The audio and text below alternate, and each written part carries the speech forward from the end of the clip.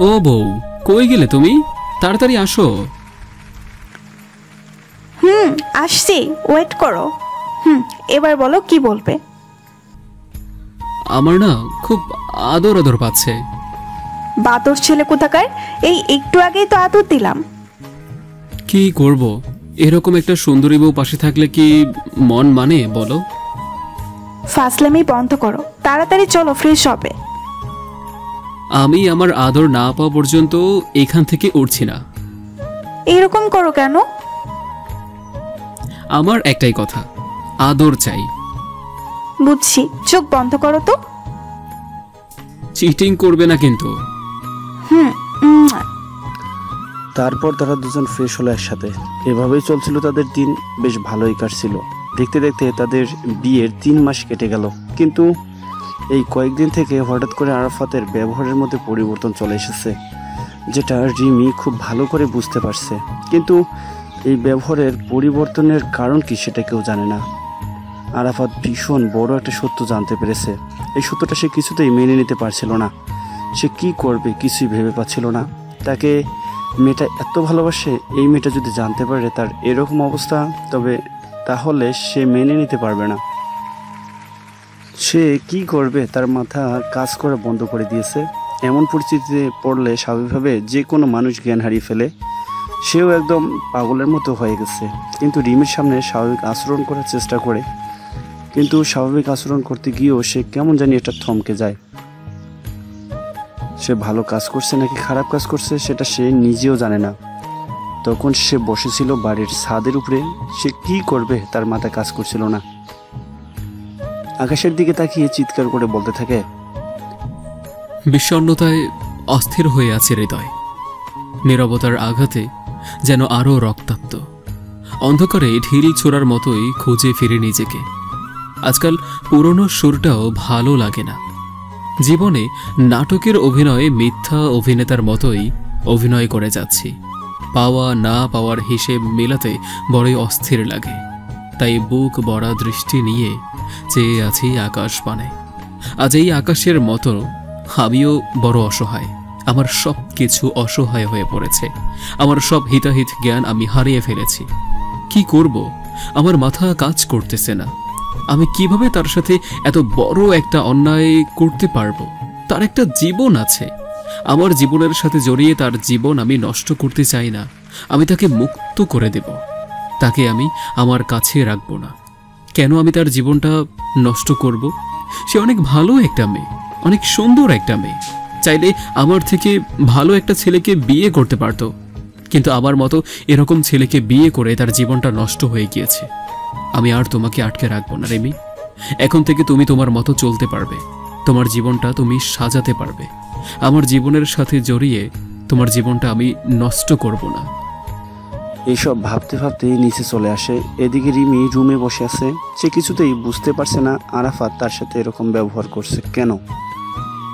সে এই ব্যবহারের সাথে পরিচিত নয়। আরাফাত সবসময় তার সাথে হাসি মুখে ব্যবহার করে। তাদের ভালোবাসা দিন দিন গভীর হচ্ছিল। সেও নিজের সংসার নিয়ে অনেক বেশি খুশি ছিল। কিন্তু হঠাৎ করে এরকম ব্যবহারের পরিবর্তন তাকে অনেক আঘাত দিয়েছে। সে তখন রুমে বসে আছে, চিন্তা করতেছে আরাফাতের এই পরিবর্তনের বিষয়ে। সে মনে মনে ভাবতে থাকে, আরাফাত কি আমার থেকে কোনো কিছু লুকাচ্ছে? সে কি আমার কাছে কোনো গোপন সত্যি বলতে চাইছে না ওর জীবনের? সে কোন সত্যি আমার থেকে লুকাচ্ছে সেটা আমি কিভাবে জানবো? আমাকে জানতে হবে। এভাবে বসে থাকলে চলবে না, তার কাছ থেকে সব সত্যি জানতে হবে। এসব ভাবতে ভাবতে সে মাথা নিচু করে বসেছিল। তখন আরাফাত রুমের মধ্যে আসে। সে কিছু বলতে যাবে, কিন্তু তাকে এড়িয়ে সে চলে যায় ওয়াশরুমে। ফ্রেশ হয়ে আসার পর বাড়ি থেকে বেরিয়ে যায়। বাড়ি থেকে বের হয়ে যাওয়ার পর প্রায় সন্ধ্যার দিকে বাসায় ফিরে আসে। বাসায় ফিরে আসার পর সে যখন আরাফাতের সামনে যায়, তখন আরাফাত তার দিকে কেমন করে জানি তার সাথে সে এই মানুষটার সাথে পরিচিত নয়। এই চোখের দিকে তাকালে সে যেন কিছু দেখতে পায় না, কারণ পূর্ণ আরাফাতের চোখের দিকে তাকালে সে তার প্রতি অদম্য ভালোবাসা দেখত। কিন্তু এই আরাফাতের চোখের দিকে তাকালে তার কেমন জানি সন্দেহ হয়। মনে হয় কোনো একটা বিশাল জিনিস তার থেকে লুকিয়ে প্রতি মুহূর্তে সে ঘুরে বেড়াচ্ছে। সে কিছু বলতে যাবে, এর আগে আরাফাত চিৎকার দিয়ে বলে, খবরদার, আমাকে কিছু বলতে যাবে না। তুমি কেন এরকম করতেছো? তুমি কেন আমার সাথে এরকম ব্যবহার করতে চাও? আমি তো কিছুই বুঝতে পারছি না। তোমার এই ব্যবহারের কারণ কি আমি জানতে পারি না? বলে রিমি আরাফাতের দিকে এগিয়ে যায়। এগিয়ে তাকে জড়িয়ে ধরতে যাবে, এমন সময় আরাফাত তাকে ধাক্কা দিয়ে ফেলে দেয়। রিমি এই অবস্থা সহ্য করতে না পেরে কান্না করতে শুরু করে। তখন সে এগিয়ে আসে আরাফাতের দিকে, এরপর বলে, আচ্ছা, তুমি আমাকে ক্লিয়ার করে বলো, তুমি কি করতে চাইছো? তুমি কিন্তু কয়েকদিন থেকে আমার সাথে অনেক খারাপ ব্যবহার করতেছো। এটা কিন্তু মেনে নেওয়ার মতো না। আমি এসব মেনে নিতে পারছি না। তুমি ক্লিয়ার করে বলো তুমি কি চাইতেছো। তুমি যদি আমাকে ক্লিয়ার করে আজ না বলো তাহলে কিন্তু একটা সমস্যা হয়ে যাবে। ও তাই নাকি? তুই আবার কি সমস্যা করবি? আমার যা ইচ্ছা তাই করব। যদি এই বাড়িতে এভাবে থাকতে চাস তাহলে থাকবি, না হলে এই বাড়ি থেকে বেরিয়ে যা। আরাফাত, নিজের লিমিট ক্রস করো না। তুমি কি বলতেছো তুমি বুঝতে পারছো? তুমি আমাকে বাড়ি থেকে বের হয়ে যাওয়ার কথা বলছো কেন? আমি কি তোমার স্ত্রী হিসাবে এটা জিজ্ঞাসা করতে পারি না? তোমার ব্যবহারের মধ্যে পরিবর্তন এসেছে, এটা আমি অনেক দিন থেকেই লক্ষ্য করতেছি। যখন লক্ষ্য করতে পেরেছিস তখন এখনো দাঁড়িয়ে আছিস কেন? এখনই বাড়ি থেকে বেরিয়ে যা। যেটা বুঝতে পেরেছিস সেটা করার কথা একটা বার মাথায় আসতেছে না। এটা করলেই তো হয়ে যায়। রিমি তখন আরাফাতের সামনে এসে দাঁড়ায়। তার চোখের দিকে তাকিয়ে কেমন জানি নিজের অস্তিত্বকেই ভুলে যায়। সে কি বলবে কিছুই বুঝতে পারছিল না। তখন সে কিছুটা গম্ভীর কণ্ঠে বলে, তুমি আমাকে ক্লিয়ারলি বলো, তুমি কি করতে চাইছো? তোমার মনের ভেতরে কি আছে সেটা আমাকে বলো। আমার তোকে কিছু বলার নেই।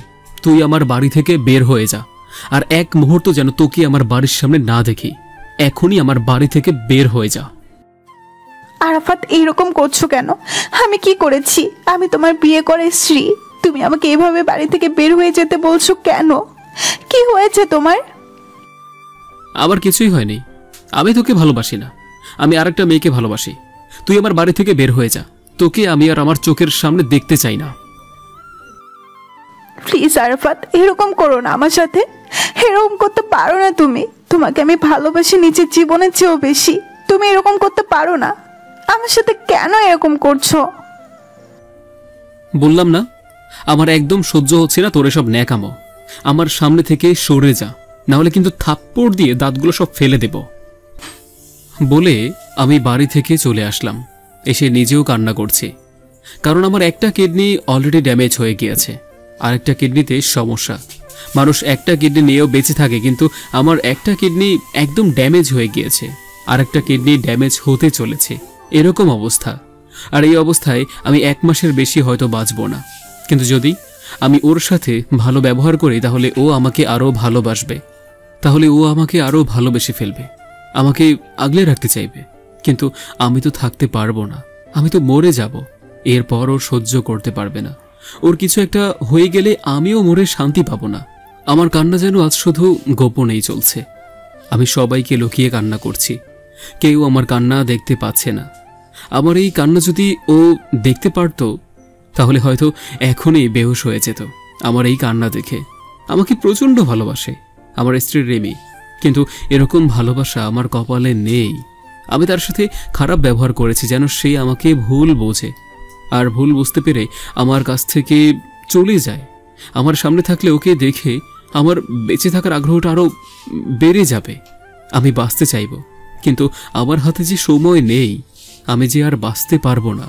আমার যে সব কিছু শেষ হয়ে গিয়েছে। আমি রুমে বসে কান্না করছি। আমার স্বামী আমার সাথে এরকম ব্যবহার করছে কেন আমি কিছুই বুঝতে পারছি না। আমাদের বিয়ে হয়েছে প্রায় 3 মাস হলো। আমাদের লাভ ম্যারেজ। আমি বিয়ের আগ থেকেই ওকে অনেক ভালোবাসতাম। ও অনেক ভালো ছেলে, সব সময় নম্র ভদ্র আচরণ করতো। বিয়ের পর আমাদের সংসার খুব ভালোই চলছিল, কিন্তু হঠাৎ করে ওর কি যে হয়ে গেল, আমার সাথে খারাপ ব্যবহার করে, আমার সাথে ঠিক মতো কথা বলে না। আমি সব অবহেলা সহ্য করতে পারছিলাম না, কিন্তু ও কেন এরকম করে আমি কিছুই বুঝতে পারছিলাম না। আজ আমার ডাক্তারের কাছে যাওয়ার ডেট। আমি সেই জন্য চলে আসছি ডক্টরের সাথে সাক্ষাৎ করতে আজকে। জানি না আমার আর কয়েকদিন বেঁচে থাকার সামর্থ্য আছে, তাই নিজের কাগজপত্রগুলো নিয়ে লুকিয়ে রুম থেকে বেরিয়ে পড়লাম। আমার এই কাগজপত্রগুলো একদম লুকিয়ে রাখি যাতে কেউ দেখতে না পারে। ডাক্তারের কাছে আসলাম। ডাক্তার তখন আমাকে দেখে বলল, আরাফাত সাহেব, আপনি এসেছেন? আপনাকে বললাম একটা কিডনির ব্যবস্থা করতে। যদি একটা কিডনির ব্যবস্থা হয়ে যায় তাহলে তো আপনি বেঁচে যেতেন।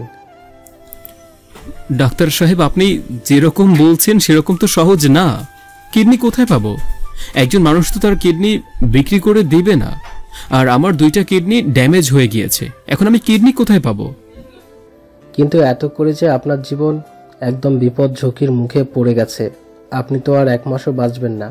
আপনার যে অবস্থা, যে কোনো সময় আপনার কিডনি ফেটে গিয়ে আপনি মৃত্যুবরণ করতে পারেন। মৃত্যু তো আল্লাহর হাতে ডাক্তার। আমি জানি না আমি কোন দিন মারা যাব, আপনিও বলতে পারবেন না। এরপরেও যখন আমার জীবন ঝুঁকির মুখে চলে এসেছে, এখন আর কি করব? মৃত্যু তো একদিন বরণ করে নিতেই হবে। তো আমি না হয় একটু আগেই এই পৃথিবী ছেড়ে চলে গেলাম। ডাক্তার তখন আমাকে ব্যথা কমানোর জন্য কিছু ঔষধ দিলেন। এরপর আমি সেগুলো নিয়ে যখন ডক্টরের কেবিন থেকে বের হব, আমাকে কেউ একজন ঝাপটে জড়িয়ে ধরে কান্না করে দিল। আমি চোখ তুলে তাকিয়ে দেখি রিমি আমাকে জড়িয়ে ধরে কান্না করছে। আমি ভয় পেয়ে গেলাম। রিমি কিভাবে এখানে আসলো? সে কি আমাকে ফলো করে এখানে চলে এসেছে? রিমি কোনো কথা বলছে না, আমি শুধু ওর দিকেই তাকিয়ে আছি। তখন সে আমাকে জড়িয়ে ধরে কান্না করতে করতে বলল, এই তাহলে কারণ আমাকে অবহেলা করার জন্য? আমাকে বললে কি হতো? আমি কি তোমার পাশে থাকতাম না? তুমি এত কষ্ট করছো আর আমাকে একটাবারও বললে না?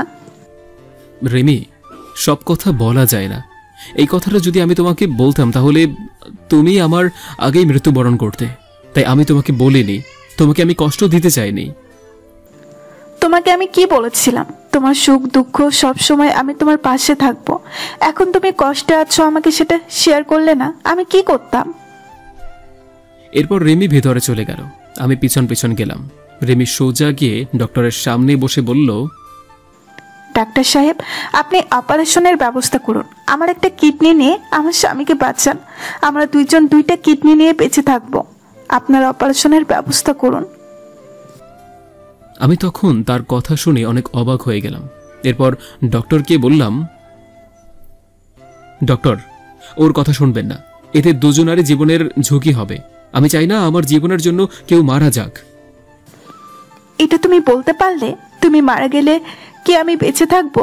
আমি নিজেও আত্মহত্যা করে ফেলবো। এই চেয়ে বরং 2জনে অপারেশন করি। যদি বাঁচে 2জনেই বাঁচবো, আর যদি মারা যায় তাহলে 2জনেই মারা যাব। আপনি ঠিক বলেছেন মিসেস। আপনার এখন যদি ইচ্ছে থাকে আপনার স্বামীকে বাঁচানোর, তাহলে আপনি আপনার একটা কিডনি দিতে পারেন। আমাদের কোনো আপত্তি নেই, আমরা আমাদের সর্বাত্মক চেষ্টা করব। আমি তখন কি বলবো কিছুই বুঝতে পারছি না। জড়িয়ে ধরলাম রিমিকে। সে আমাকে জড়িয়ে ধরে কান্না করতেছে। 3 দিন পরে আমাদের অপারেশনের ব্যবস্থা করা হলো। আমার খুব ভয় করছিল। রিমি অনেক সাহসী মেয়ে, সে আমাকে সাহস দিচ্ছিল যাতে আমি ভয় না পাই। এরপর আমাদের অপারেশন হলো। অপারেশন সফল হলো। আমি চোখ মেলে তাকিয়ে দেখি রিমি আমার দিকে তাকিয়ে মুচকি হাসছে। আমাদের পাশাপাশি বেডে শোয়ানো হয়েছে। কি ভাবছিলে আমাকে ছেড়ে এত সহজে চলে যাবে? আমি তোমাকে এখন অনেক জ্বালাবো, এরপর যেতে দেব। এই পৃথিবী ছেড়ে তোমাকে কোথাও যেতে দেব না, যতদিন না আমি এই পৃথিবী ছেড়ে চলে না যাই। তুমি কি ভেবেছ আমিও তোমাকে এত সহজে যেতে দেব? এখন যদি তোমার কিছু লাগে তাহলে আমার শরীরের অঙ্গ কেটে তোমাকে দিয়ে দেব, এরপরেও তোমাকে বাঁচাবো। এরপর আমরা দুজন দুজনার হাত ধরলাম। এখন তো আর জড়িয়ে ধরতে পারবো না। দুজনার কিডনি ট্রান্সলেশন হয়েছে, অবস্থা একদম খারাপ।